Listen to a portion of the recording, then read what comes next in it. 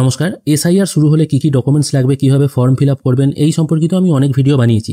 প্রত্যেক ভিডিওতেই আমি বলেছি এসআইআর এর জন্য এখনো পর্যন্ত কোনো রকম নির্দেশ বা কোনো রকম নোটিশ কিন্তু নির্বাচন কমিশনের কাছ থেকে আসেনি যে এখান থেকে মেনশন করা যাবে 11টা ডকুমেন্ট ছাড়া অন্য কোনো ডকুমেন্ট লাগবে কিনা বা এসআইআর কবে হবে সেটাও কিন্তু বলা নেই।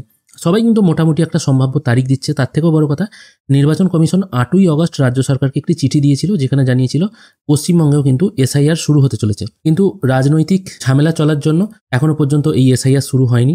রাজনৈতিক ঝামেলার ব্যাপারটা কি? কমিশন বলতে চাইছে 2003 সালের যে ভোটার লিস্ট আছে সেটাকে ধরে কিন্তু এই এসআইআরটা হবে, কারণ 2003 সালেই পশ্চিমবঙ্গে ভোটার তালিকার যে নিবিড় সংশোধন সেটা হয়েছিল, তারপর তো আর হয়নি। কিন্তু রাজ্য সরকার বলছে 2025 সালের জানুয়ারি মাসে যে ভোটার লিস্ট পাবলিশ হয়েছে সেটা ধরে এসআইআর করতে হবে। এই নিয়ে কিন্তু সুপ্রিম কোর্টে একটি মামলা হয়। সুপ্রিম কোর্ট যেখানে জিজ্ঞাসা করে রাজ্যের আইনজীবীকে যে পশ্চিমবঙ্গে তো এখনো এসআইআর শুরু হয়নি, কিন্তু কমিশন একদিক থেকে রেডি। এই কারণেই রেডি বলা হচ্ছে, যখন এইরকম প্রশ্ন করা হয় তখন রাজ্যের আইনজীবী গোপাল শঙ্কর নারায়ণ কমিশনকে পাঠানো চিঠির প্রসঙ্গটি বলেন। এবার দেখুন, কমিশন চিঠি পাঠিয়েছে মানে কি, কমিশন রেডি আছে বলেই চিঠি পাঠিয়েছে। কিন্তু রাজ্য সরকার প্রথম থেকেই বলছিল তাদেরকে আরও যেন 2 বছর সময় দেওয়া হয়, এই এসআইআরটা আরও যেন 2 বছর পিছিয়ে দেওয়া হয়, অথবা অল্টারনেটিভ হতে পারে 2025 সালের যে জানুয়ারি মাসের ভোটার তালিকা বেরিয়েছে সেটা অনুযায়ী যেন হতে পারে। এই নিয়ে একটা টানাপোড়েন চলছে, এবার দেখা যাক কি হয়।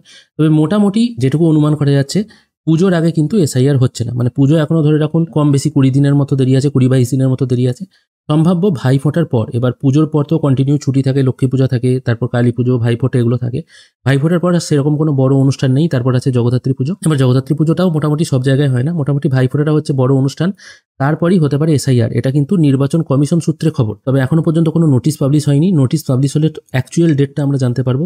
ধরে রাখুন ভাইফোঁটার পর কিন্তু রাজ্যে এসআইআর শুরু হতে পারে। এবার এটা আরও বেশি কার্যকর হবে বা বোঝা যাবে যখন এই যে সুপ্রিম কোর্টের সওয়াল জবাব হচ্ছে, সেক্ষেত্রে কমিশন যদি এগিয়ে যায়, রাজ্যের তরফ থেকে যে সমস্ত কথাগুলি উঠে আসছে তার পরিপ্রেক্ষিতে যদি নির্বাচন কমিশন সঠিক জবাব দিতে পারে, সেক্ষেত্রে কিন্তু এসআইআর পশ্চিমবঙ্গে ভাইফোঁটার পরই শুরু হয়ে যাবে। মোটামুটি তৈরি থাকুন। সেক্ষেত্রে 11টা ডকুমেন্ট লাগবে না 12টা ডকুমেন্ট লাগবে, মানে আধার কার্ডকে সংযুক্ত করা হবে কিনা বা কী হবে সেটা কিন্তু সময়ই বলবে। এই ছোট্ট ইনফরমেশনটুকুই আপনাদেরকে দেওয়া ছিল। ধন্যবাদ।